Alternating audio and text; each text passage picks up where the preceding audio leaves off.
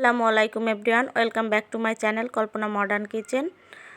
আবারও চলে এলাম নতুন আরও একটি ভিডিও নিয়ে। আজ আমি দেখাবো নুডলস রান্না। তো চলুন শুরু করা যাক। এর জন্য প্রথমে আমি চুলায় একটি পাতিলে 2 কাপ পরিমাণ পানি নিয়েছি। এখন আমি এর মধ্যে 1 চামচ পরিমাণ তেল অ্যাড করে দিচ্ছি, যাতে করে নুডলসটা ঝরঝরে হয় আর একটির সাথে আরেকটি লেগে না যায়। এখন পানিটা গরম হয়ে এলে আমি এর মধ্যে নুডলসগুলো দিয়ে নিচ্ছি। নুডলসগুলো দিয়ে আমি সুন্দরভাবে সিদ্ধ করে নেব এগুলোকে। দেখুন নুডলসগুলো আমি নেড়েচেড়ে সিদ্ধ করে নিচ্ছি। দেখুন নুডলসগুলো সিদ্ধ হয়ে গেছে। এখন একটা স্টেইনারের মধ্যে নুডলসগুলোকে আমি ঢেলে নিব। এরপর এগুলোকে পানি দিয়ে সুন্দর করে ধুয়ে নিয়েছি। এখানে আমি 1 কাপ পরিমাণ আলু কুচি করে নিয়েছি, 1 কাপ পরিমাণ গাজর কুচি নিয়েছি, কিছু মরিচ কুচি করে নিয়েছি, এখানে 1 কাপ পরিমাণ পেঁয়াজ কুচি নিয়েছি। এখন চুলায় একটি ফ্রাই প্যানে আমি কিছুটা তেল দিয়ে নিয়েছি। এর মধ্যে পেঁয়াজ কুচিগুলো দিয়ে আমি হালকা ব্রাউন করে ভেজে নিব এগুলোকে। এগুলো একটু ভাজা হয়ে গেলে এর মধ্যে আমি মরিচ কুচিগুলো অ্যাড করে দিচ্ছি।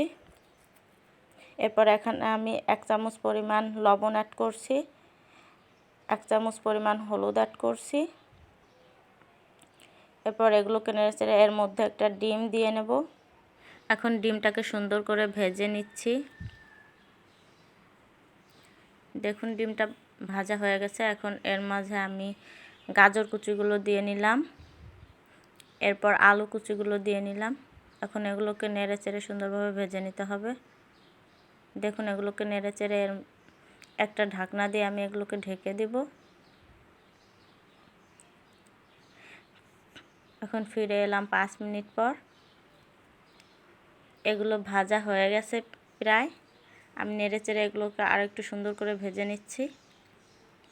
এখন এর মধ্যে সিদ্ধ করে রাখা নুডলসগুলো ঢেলে দিচ্ছি। এগুলোকে এখন নেড়েচেড়ে সুন্দরভাবে মিক্সড করে নিতে হবে। মিক্সড করে আর একটু ভেজে নিতে হবে। এখন আমি নুডলসের মশলাটা এর মধ্যে অ্যাড করে দিচ্ছি। দেখুন মশলাটা অ্যাড করা হয়ে গেলে আমি এটাকে নেড়েচেড়ে আর একটু ভেজে নিচ্ছি।